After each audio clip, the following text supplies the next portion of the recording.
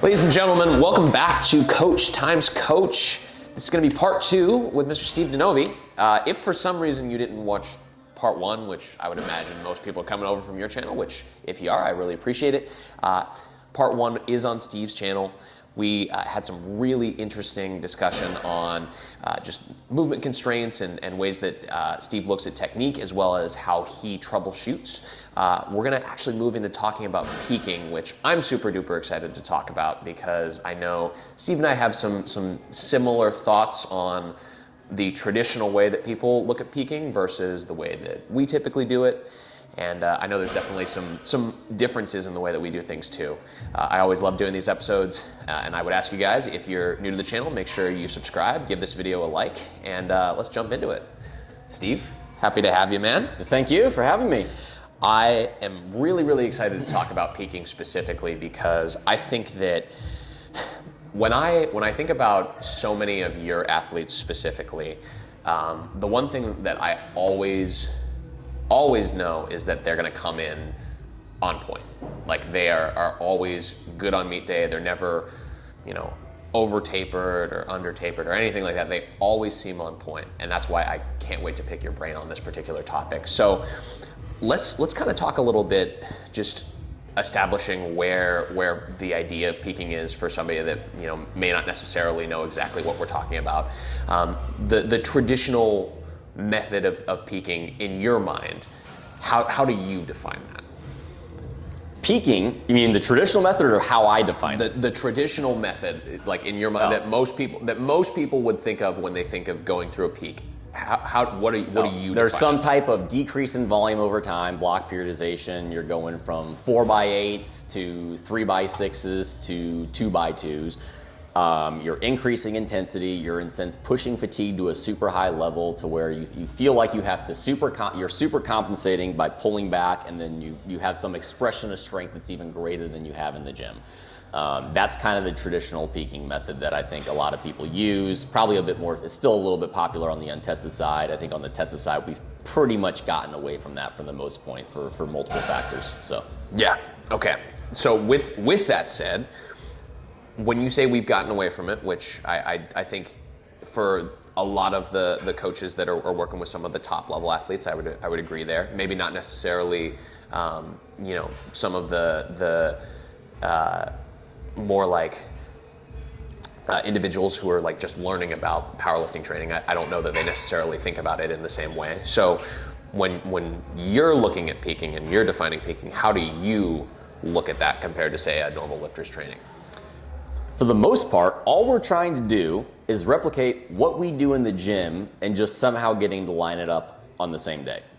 Because I don't think, other than maybe deadlift, most people are not going to do that much more on meet day than they do in the gym. Deadlift tends to get a little more massed and fatigue-wise because some deadlift tends to carry more fatigue. It also has fatigue carryover from squat. Outside of that, we're just trying to align things of, okay, on your best day in the gym, let's just do that in a meet now. So most of it is just taking the training we're doing that works really well and structuring it away at the very tail end of a training block to get things to manage all fatigue and all variables so that that day, all three lifts come together at once. And there's, I don't know if you want to get into this now, but there's probably 3 ways I structure training based on for that. Yeah, we can. And it all comes down to training predictability. This is something we actually talked about this probably a year or 2 ago, and you asked me about peaking, and I said, and you because you mentioned the same thing. You said all my athletes come in really peaked. Like, what's the secret? I was like, I don't know. I have no idea.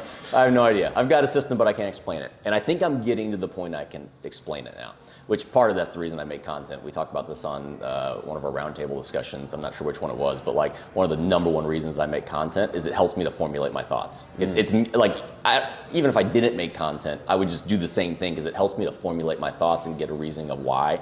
And I'm eventually gonna finally make a peaking video here soon. It's gonna be a long one too about everything. But the #1 factor I think it comes down to is training predictability. And how you peak is really just all of the past training data telling you exactly what you need to do. I mean, a good example of one way I peak is Nico.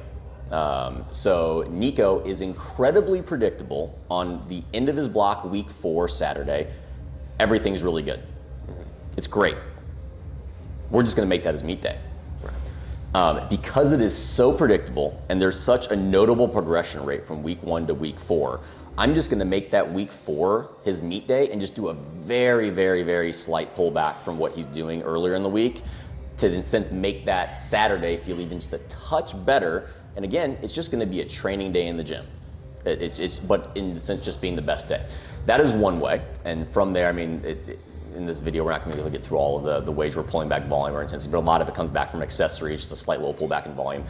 The second way, and probably my more normal way, is that I have someone who's very, very predictable, but it's hard to get all 3 lifts to match up on the same day. Same. And I honestly, I'm not super big on like the whole SBD Saturday, everything's got to be single. I have some people like that, like Nico is like that, but not, I would say majority of my athletes are not, for the reason of, more than anything, the interplay of squat and deadlift fatigue. Right. We have to separate that for a lot of people, and if we put all of their heaviest stuff on Saturday, it kind of just crushes the momentum for the rest of the week, and it makes it really tough. So that's one of the biggest reasons why I would say the majority of my athletes are not following that structure. That's why we have to have some type of taper peak week, in the sense of what we see as like people have always done. In that manner, I'm just really trying to create predictability where we're having these primary days. Right. I mean, that we're trying to have a certain day of the week that's going to be the best day. And from there, from all the data I see, I can get an idea of where we need to basically manage that baseline so that we can get to a point where we know they're gonna be a little bit beat up, but strength is still really good, and we have a very high level of fitness by the week before the meet. And then all we have to do the week of the meet is basically manage that fitness level, do a slight pullback in some manner to taper that fatigue down while not detraining them. And that's where it gets really tough. That's where there's a lot more that we just can't even talk about, because we have to understand a lifter's detraining rate, their volume sensitivity, their intensity sensitivity, all these things that factor into play of like, how can we be able to dissipate fatigue without detraining them? Yep. Because I'm sure you have some lifters. I have some lifters, they've got to do 7s on squats 2 days before the meet, because they detrain off of that volume stimulus so easy that they've got to maintain that.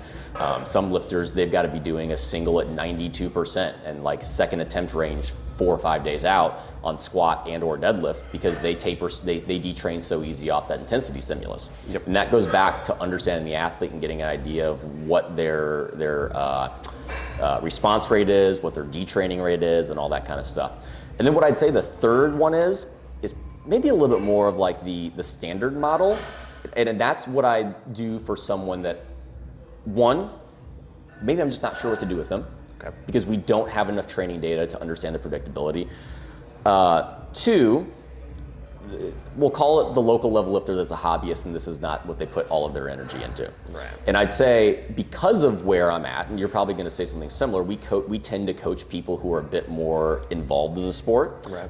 And put a lot, I don't want to say effort, but their life revolves around it more, so they are a bit more predictable. So that's why those first 2 methods are a bit more of the standard of what I use. But if you've got a more local level hobbyist, they've got a full-time job, they've got wife and kids, they only train 3 days a week, it's something that they like to do, but they're not going to have incredibly predictable training, because it's not something they revolve their entire life around in their schedule. That's something where it's going to be really hard to line up everything to where we're just going to have a little bit more of a standard kind of peaking model, where we're going to push, and then we're just going to kind of do a rapid pullback the week of, and then all things kind of align and we dissipate fatigue and come in on that day. So yeah, I mean, so I would say I do things in a similar way.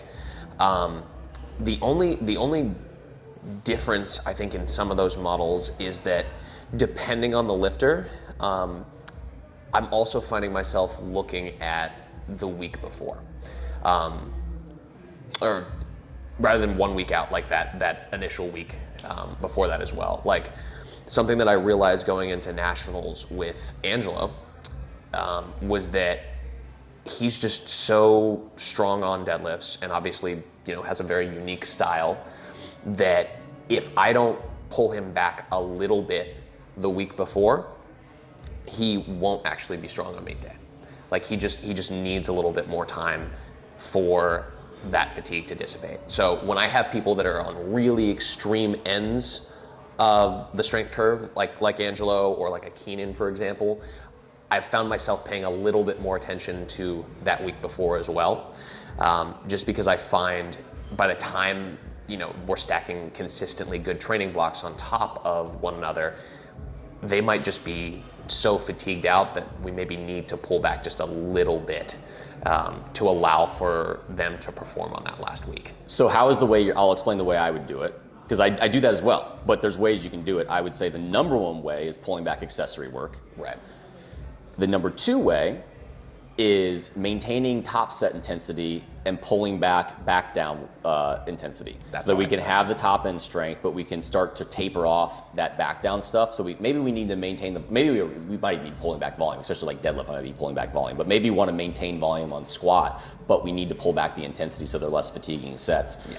So yes, yeah, definitely. That's, I have the data to back it up, but that's actually what I'm doing with Angelo's squat this go around too. Because, well, for reasons we talked about on the first part of this episode, he's just gotten so much stronger at squat. And I don't think we've necessarily been nailing his squat peak these last few times. Like he's come in close to that top end range, but he hasn't been right at it. Like he'll usually be slightly under. And for a little while I was thinking like, oh, it's just circumstances, but I made the connection when his QL started to bug him. I was like, okay, he's really just gotten that much stronger on squat. So we need to pull that back a little bit. Now, just as like a follow-up question to this, and I mean, I think I already sort of know the answer, but when you're looking at which method to use consistently, like do you have a system where maybe you start out with the more traditional method and then you just gather data from that, or you're just like, I think this is what's gonna work and we're just gonna stick with it, and then you just kind of go trial by fire with it? Like how do you pick out exactly the way that you want to peak somebody? So the fact of the matter is I believe all three methods I use could probably work for anyone in some manner. One, I'm hoping I'm not picking someone out 8 weeks from a meet and I don't have to just like wing it. We can get some training data, but like I already said, there's training predictability and progression rate. I think that's, and then there's I'll get to the third one actually is lift by lift basis. Right. So predictability, meaning how predictable are they throughout training days on primary days versus week to week? Like and then that goes with progression rate. I mean, you probably have some lifters who on week 1 versus a week 4 or 5, strength's pretty similar. I don't need to line up an SBD Saturday if pretty much their week 1 through week 5 is pretty darn similar. I can kind of we can be able to push throughout that block, we can pull back a little bit, then on a taper week, and they're gonna be good because they don't have these massive fluctuations in strength. Versus you have someone else, I have a lifter, Nicholas, he'll go from like a 295 kilo squat max to a 325 kilo squat max in a matter of a 4-week progression.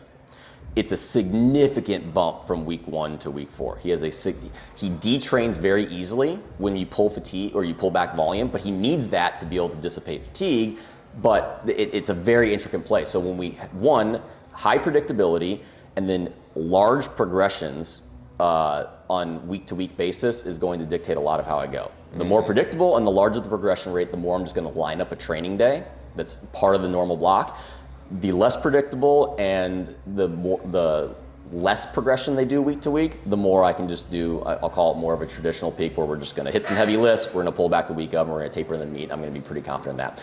But I think the biggest caveat here is we gotta understand lift by lift basis and how they react. Because bench, I think a lot of us likely have bench lined up on meet day because a lot of us are higher frequency. The higher frequency, the more likely you're gonna want that to line up because it's gonna be harder to be able to manage that fatigue when you're benching 4 or 5, maybe 6 days a week and getting that data line up if you're shifting things. We know deadlift tends to be a little bit more finicky with fatigue. I mean, if I was gonna give a general model, I would say most of the time, I like to have bench lined up on meet day for most of my lifters. I actually like to have deadlift lined up on meet day a lot of times too. Really? And here's the reason why. That's different. I like to take deadlift, the heaviest deadlift, 2 weeks out. Yes. And then pull back the Saturday before, and then I can, almost like clockwork, they're gonna, with the squat pullback too, they're gonna feel great on meet day from that pullback. I really like to take that heaviest deadlift 2 weeks out because there's so many weird things that can go wrong taking that heaviest deadlift 1 week out. Sometimes that just tanks someone and you can't recover from that. Yep. Where if we have 2 weeks to be able to manipulate things, I can be able to do that. And then I usually like a midweek squat, because midweek squat, well, obviously I like to separate those heaviest deadlift and heaviest squat for a lot of my people. That midweek squat's very easy because again, if we do it for a lot of people, you just do it 1 week out. You do it on that Saturday. if for some reason that session just overly beats them, sometimes that can be really, really hard to recover from. If I can do it on that midweek, I have a week and a half to be able to adjust intensity and volume based on how their fatigue is, to be able to kind of recuperate from that. And then the simple thing too, I think, again, when you're looking at squat, most people are squatting twice a week. Maybe they're doing 3 times a week, but that third day is just kind of a very, very light day that's kind of there for skill practice, but really isn't like highly, highly stimulating. Right. I find most people, all we have to do if they squat on like a Wednesday or Thursday, and then they do their secondary or whatever day on a Saturday, if we just pull back that Wednesday or Thursday, that Saturday is now strong. Like, it's pretty easy to shift that. On bench, that's harder. It's not as easy to shift those days. On squat, I find it very easy to shift those days. So that's my typical, if I was to give a very generalized setup, and if anyone's downloaded my free programs, they're gonna see it, that's generally how I do it, because it makes it pretty easy to manage all 3 lifts somewhat separately. Because I want to separate them as much as possible, because in the sense of being able to manage their fatigue, because if they all if they're too similar in how I'm peaking them, like they're all lining up the same way for every single time, you might, especially on squat and deadlift, you might have one that affects the other too much, and then it's really hard to recover from that. Yep, which makes perfect sense. I think the point that you made about predictability and especially like what kinds of jumps a lifter needs to take is so important, which admittedly, that's something that I still find myself learning a little bit more about, and I'm really thankful for like the stuff that you and Marcellus and I, Brad, all get to talk about, because that's really helping me as a coach. I'll use my own example here. Austin is someone who, nailing down Austin Perkins training, I think might just be one of the greatest challenges of my powerlifting career, because besides his outside factors, which we talked about on the last episode, that's always something. The kid has the weirdest fatigue patterns of any lifter that I've ever coached. And I mean, it makes sense, he's kind of one of one. But he in particular, I've noticed that if I give him anything that's remotely fatigued, not even like a little bit of fatigue, he just tanks that next week. So what we're working on that I think is going to work out for his peaking is I almost feel like I need to line up the strong week on all of his lifts to get him to go, because otherwise it just seems like if I give him even one fatiguing week, he just gets super beat up. Now I don't know if that's just a function of his size, or maybe his joints in particular, because let's face it, while he is muscular, he's a small human. So in that same vein, like, do you find there's any individual factors that influence your decision on how to peak somebody outside of just normal predictability? Like, if somebody is a smaller human being, or they're particularly fatigue prone, like is there individual factors that you look for when making those decisions? If we're generalizing it, I think the less weight lifted and less distance traveled equals typically less finicky. Okay. Like if you're gonna have a fit 47 or a 52 kilo female versus a 110 kilo male, just the absolute weight lifted and likely distance travel, just based off of the leverage and body type, is going to change what that top end single or top end workload is gonna do to them. I know Marcellus does this, and with my heavier lifters, a lot of my heavier lifters, we're gonna do their actual heaviest lifts a block before. Because if we try and do that a week out, they can't hit that same lift again in another week. Like if Ashton Rauska is gonna hit 820 on squat a Saturday or even a Wednesday before he competes, or 2 weeks before or whatever, he probably can't replicate that. So you'll see a lot of times with like Marcellus, they'll do all of those the block before, and then they'll basically somewhat replicate that same structure leading into the meet. And like I've got Preston's Savoy going into the Arnold, we hit all of those heaviest lifts the block out.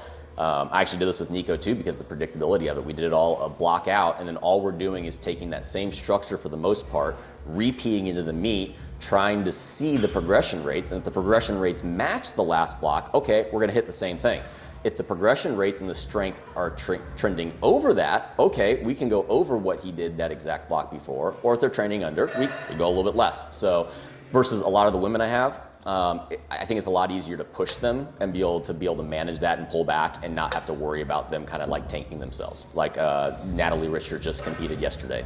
For those watching, we just were at PA Nats yesterday and Natalie competed. Frankly, the peaking block didn't go perfectly as planned.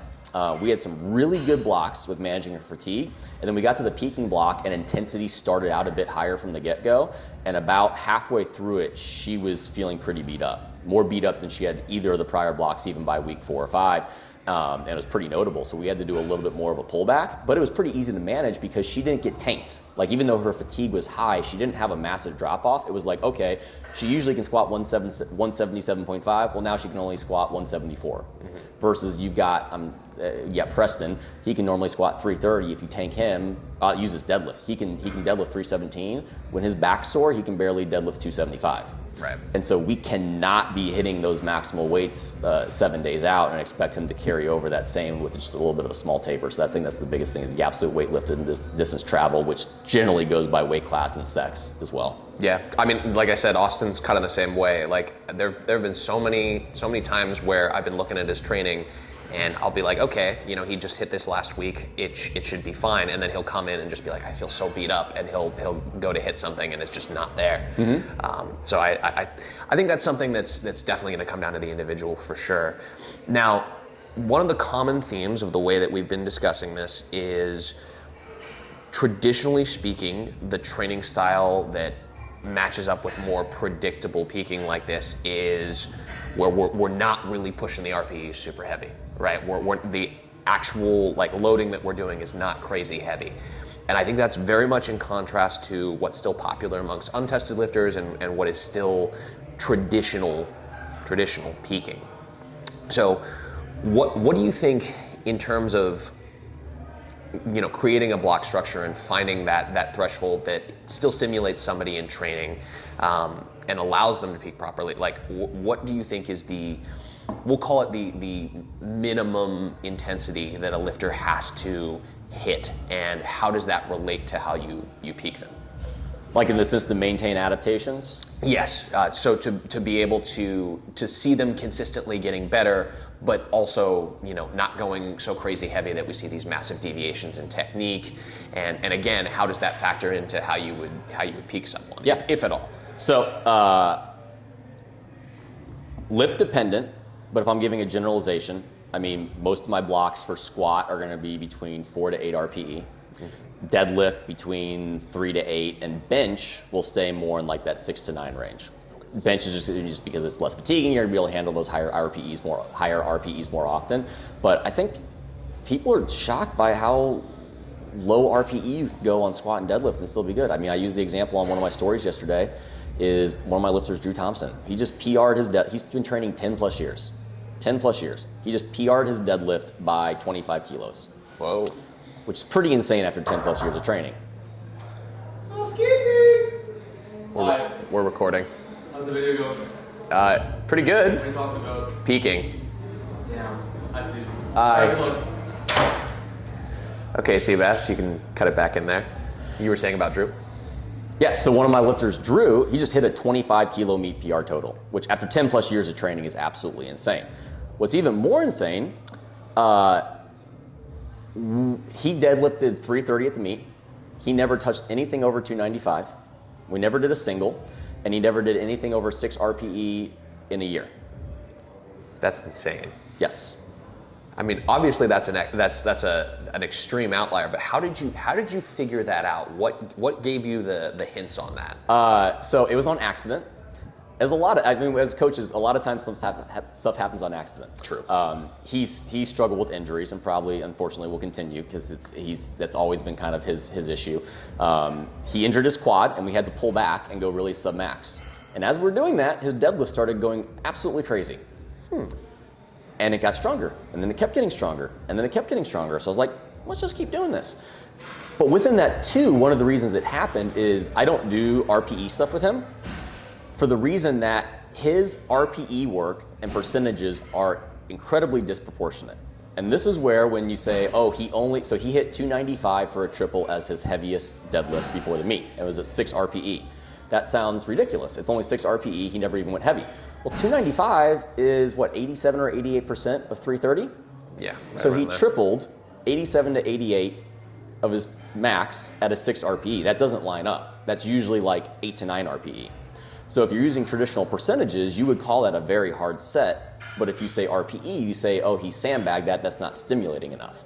And that's where I think people get mixed up with RPE in that you have to do 7 to 8 RPE sets. Well, no, because for some people, 7 to 8 RPE might be 93% of their 1RM to do a triple. Some people are very disproportionately good at reps. You're going to find that a lot with very well leveraged sumo pullers, high arch benchers, stuff like that. If you see the percentages, you'll say that is a very hard set versus you see the RPEs and you say it's not. And so you have to understand the lifter's own individual percentage versus RPE chart to understand kind of what they're doing. Yeah, that totally makes sense. It's so funny. I think the point on discovering things on accident is so true. I remember, not to use your own lifter as an example, but I know Nico had to take an extra long deload after the 3SB meet, and you guys discovered that helps him a ton. With Angelo, I think something that I discovered accidentally is that pushing him extra hard on high rep deadlifts makes his primary day go stupid. Like, you would think you don't want the secondary day to be difficult, but getting him just to the point of where those high rep deadlifts start to fatigue him a little bit more and then pulling back, like, that's a regular part of how I peak him now. And I discovered that by accident because we just kind of wanted to, take a block and push that, and then all of a sudden his primary day just started getting better and better and better over the course of that block. His fatigue was kind of high, but as soon as I pulled him back, like, he was able to deadlift like crazy numbers with no issue. So now that's something that I regularly do when I peak him. Even with like, I'll use a Bam Bam as an example. He had a week when we first started where he misread his training program and took a smaller jump, and then the following week he felt like he could take like even bigger jumps. So just kind of figuring out, like, if I have Brandon take small jumps at first and then take huge jumps the last couple of weeks, he just traditionally gets better. And that almost makes me wonder if, in order to really get to know our lifters, we almost have to just kind of make those sort of like experimental calls and just be like, I think this will work, or sometimes we just have to fall into them. Yeah. Well, I think we say mistake, but there's a reason why we do a really good at our job, because when those things happen, we are introspective and try and figure out why.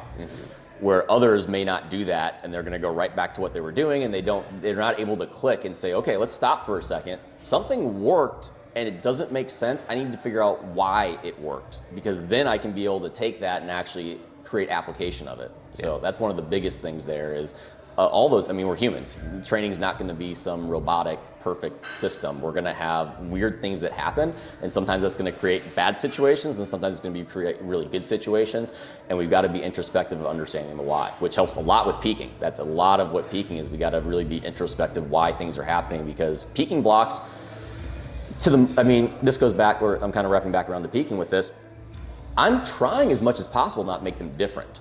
Yeah. Because that's one big thing is the traditional peaking method is the peaking block's very different. I agree. And then guess what happens? New things happen and you don't know how to fix it because you haven't gone through this except for maybe 1 or 2 times a year, and then you're like, what in the world's going on? That's one of the reasons why creating that predictability is the peaking block's not going to be different. It's going to look a lot like, this goes back to the Mike T emerging strategies model. It's going to look a lot like what your best training looks like during the off season. So it creates a very predictable model. But even within that, we still typically tend to push singles or something harder within those peaking blocks, and some weird things can happen.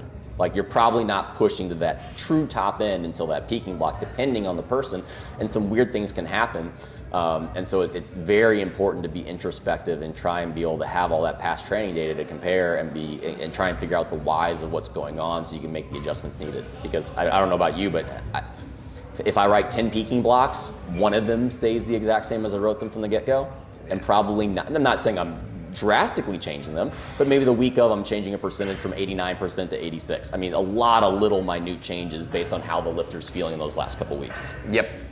Like just for me, I know going into the Arnold for Keenan, because he's going to be traveling from South Korea to Ohio, I'm having him go much lighter than I normally would, because that's going to be a lot of travel fatigue, a lot, and just lining that up is going to be a little bit more difficult, right? So we're going to take it a lot lighter, because he knows from when he's traveled before to the States that it's been a bit of an issue, and like I just know introspectively that there's absolutely no way that he's going to be able to perform the same way taking 3 different flights to get to Ohio. That's just, especially one that's across an ocean. So yeah, I agree with you completely there.